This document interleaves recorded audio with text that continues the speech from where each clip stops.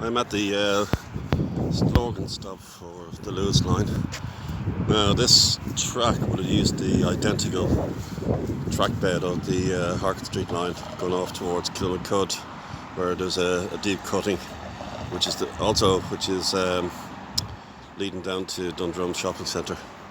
So as you can see, this area has kind of gone under numerous changes over the decades. First industrial commercial buildings were put into Stillorgan Industrial Park back in 1985, and back then you could still see the track bed heading down to Stillorgan and beyond onto Fox Rock.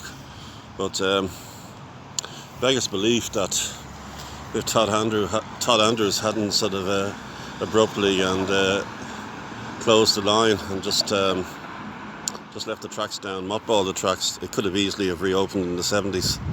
And don't forget, this was a double track line that just happened to be uneconomical at the time due to an affluent area of Dublin where people had car ownership, and people could afford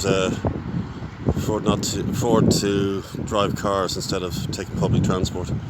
So hypothetically, if the line had kept open, it would have been a very busy dart line right down to Shanganagh Junction, and there probably would have been two stations along this section easily, one towards Kilmacud direction and one where I am now. So it would have been a very busy catchment area. But Ireland 70 years ago was in the middle of 1950s. It was a recession time, and there was no investment in public transport, and as I said, it was a rural location, so very few people beyond Dundrum would have used this line, unfortunately. But at least we had the Luas as one approaches now towards heading into Dublin.